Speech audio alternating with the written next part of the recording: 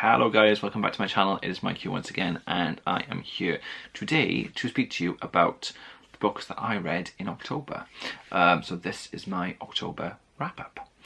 I didn't have a very successful reading month in October. I think I was quite busy elsewhere in my life, and I discovered Nigella Lawson's podcast on Spotify, which took up so much of my time. I'm not going to lie to you. I've been reading Nigella cookbooks as well, which haven't really made it onto the list. I don't know why I didn't include them actually, but there we go, I didn't. So I actually only read 2 novels in October. And actually I should probably say that today is the 7th or 8th of November, filming this a little bit late because I had such a short amount left of the second book that I read that I wanted to finish it and do a wrap-up of them both, rather than have just one book to talk about in its entirety. So I'm going to start by saying that I actually did a reading vlog for October. So if you want to kind of indulge yourself in the reading process of these 2 books, you can check out the reading vlog for October. There are 2 parts, part 1 and part 2, I'll link them below. You go through my life in October as well as the reading, so fun and games. But the first book I read was The Essex Serpent by Sarah Perry. This is a glorious edition of this book. It's blue, it's from Waterstones, it's limited edition, and I do not regret buying it at all. It took quite a long time, I'm going to put that out there, because it was and is a departure for me in terms of my kind of style of books that I enjoy reading normally. I haven't read an awful lot of historical fiction. This would be the first historical fiction book that I've chosen to read for pleasure, and I did enjoy my experience reading it. There is a massive but let's talk about the good stuff first. This is a story about Cora. She is recently widowed and she has a little boy, and for Cora, being widowed is kind of the best thing that could have happened to her. She was not happy in her relationship, and even though she did love him once, or she thought she loved him, I think what she thought love was is not what love was, is. So she finds herself widowed and kind of free for the first time, and I think that the book is really about Cora trying to figure out what she's going to do next with her life, because she has a little boy called, oh no, what's his name? Anyway, Cora has a little boy who appears to have some sort of condition, maybe autism or some sort of mental illness, or maybe some sort of OCD type thing, but obviously in the days when this book was set, that's kind of, they didn't know what that was. They just thought that he was a little bit odd and he needed some fresh air to get better. So Cora takes him to Aldwinter. It's a little village in Essex, and she, whilst there, strikes up a kind of unlikely friendship with the pastor of the town called Will. William has a wife and children, and he is very much intellectually her equal, and I think that's kind of a big sort of theme in the book, their relationship and how they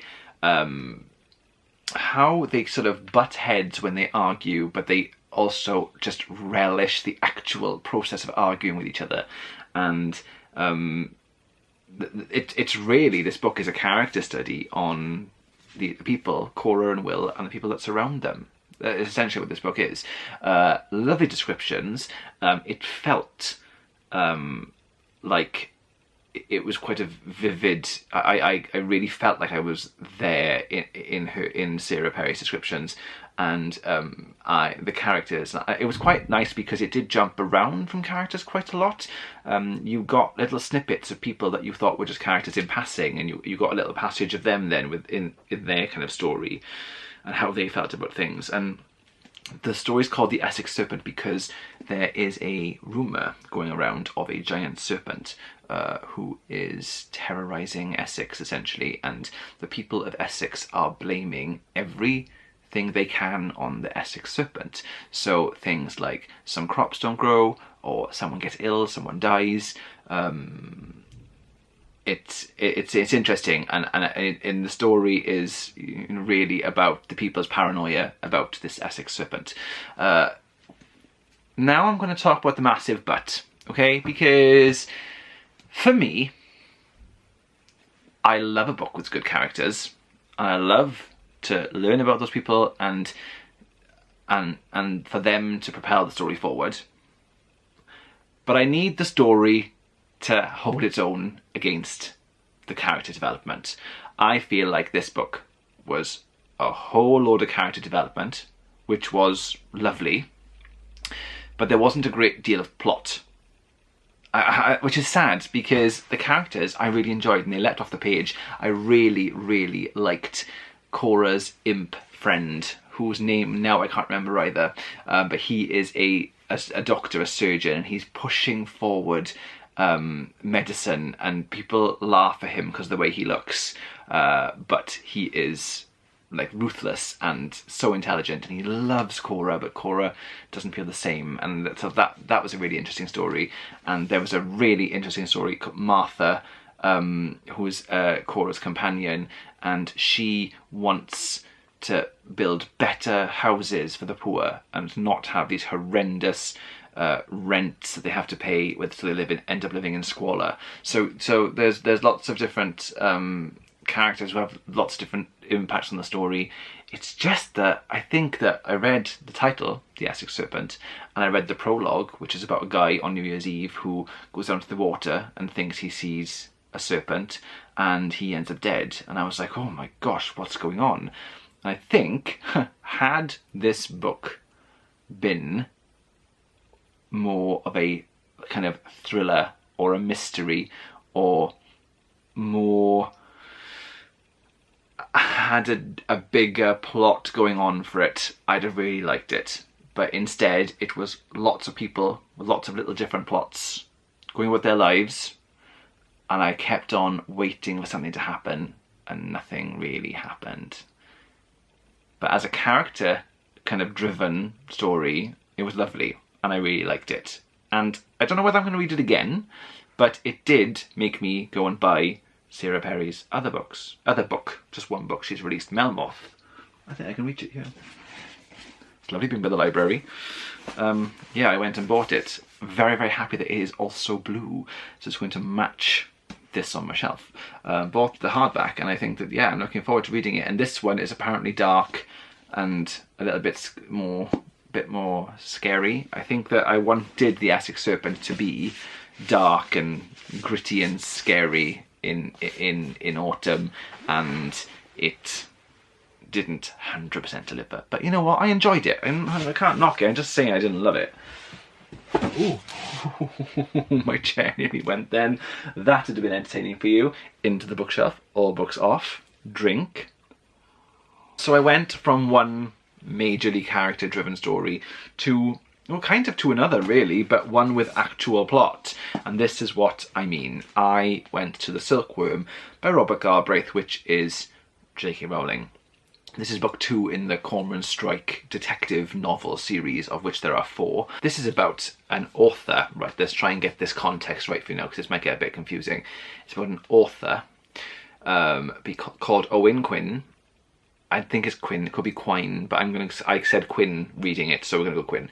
Owen Quinn has written an extremely controversial novel where he has put in characters that are people in his life who are quite influential people in the publishing and writing world, and he has sort of divulged some of their dark secrets in his book and made allegations and some really nasty symbolism on the people that he feels has wronged in his life. And then Owen Quinn goes missing, and Owen Quinn's wife, Leonora, whose name I said wrong through the whole book, I could not get my tongue around that. Leonora comes to Strike and says, I need you to find my husband, he's gone missing. And Strike takes the case because he for some reason believes Leonora to be an innocent, genuine person who's genuinely looking for her husband, who's a bit wild, a bit mad. And Strike takes the case and goes looking for him, and what he finds is not good, and it becomes a murder investigation. I'm not going to do too many more spoilers, but it's largely about, it's just about that case. Now, I quite like this idea of a book being about one case. I like that. And Strike and Robin is his assistant, are investigating this case amongst some others because they're a bit busier now than in the first book. And they're trying to get to the bottom of Owen Quinn's disappearance and then his murder. And his murder is disgusting. It's vile. But what's completely interesting about it is the murder of Owen Quinn matches the murder of the main character in that controversial book. So it's quite interesting, and I really enjoyed myself reading it. I don't think I enjoyed it quite as much as I enjoyed reading the first one, which is called what? The Cuckoo's Calling. But it was a close second, and some of the language in this book is brilliant. I mean, J.K. Rowling uses words that I had to look up because I was like, what on earth does that mean? I've never heard that word before. And it's lovely to come across words like that. I enjoyed that experience. Learning, always learning. And the only thing that I struggled a tiny bit with in this book was lots of characters who were suspects with lots of names that I couldn't always remember who was who. I think I got there in the end. I didn't have that problem at all in The Cuckoo's Calling, but in this one for some reason I did. Because it's like agent, publisher, editor, proofreader, whatever, they've all got different names, and they're all in the same industry, and they just kind of all merged a little bit in my mind at some points. But I read this one remarkably quickly compared to the long time it took me to read the Essex Serpent. So I must have enjoyed this more. See, I enjoyed it a lot. I mean, Strike's character is fascinating and interesting, and I like him, and I like what he does and what he goes through, and you get his personal story and Robin's personal story, and there's more of them in this book than in the first one, which is great. And they're developing, as well as this mystery is developing around them, and they have to crack the case in time, and the supporting cast are all interesting. I mean, this for me outshone the Essex Serpent. From in my taste, I really enjoyed it, and I will be rereading these. I'd actually really like to rewatch the programmes from the BBC as well. I hope they come on Netflix or Amazon sometime soon, because I'd like that. But yes, quite a quick read, and kept me on the edge of my seat. And I remembered who did it from the TV show, but I didn't remember why. And I didn't remember how they got away with it, or nearly got away with it. So it was nice to read that too. And that was that. I really enjoyed it. I cannot wait to read the next one. I really can't.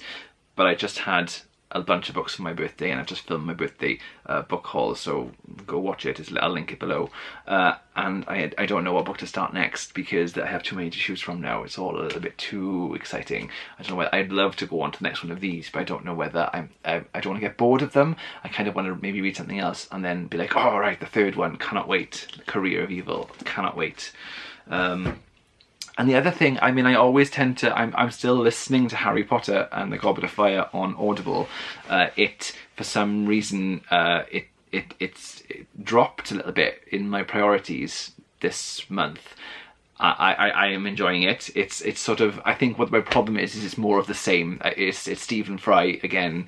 You know, hearing his voice all the time. Perhaps it's that. Perhaps if every book had a different person reading it, that might be a bit more interesting, because I've just listened to the first 3 books in one go, and I think the fourth one, I'm a bit like, okay, it's the same again, so I think I need to change it. So what I might do, I might actually pause it for a minute and go on to a different book on Audible and start that, and come back to the Goblet of Fire, because the Goblet of Fire is my favourite Harry Potter book. So I know it's not the story, and I love the story, and I love the parts of the story that weren't in the film. And I love experiencing this book again this way, because it's so nice to remember the clever plot surrounding the Triwizard Tournament that is completely missed out of the film. And I am enjoying it. I found Nigella podcasts, have been listening to a lot of them, and other podcasts too. And didn't find myself as enthralled to keep going back to The Galbraith Fire on audiobook, I will finish it. I will. I'm looking forward to finishing it. I listened to a bit in bed last night. It was really nice.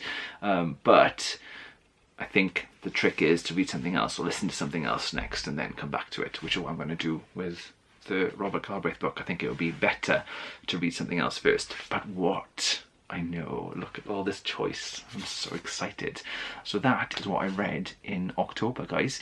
Thank you very much for watching, and I'll speak to you all soon. Bye.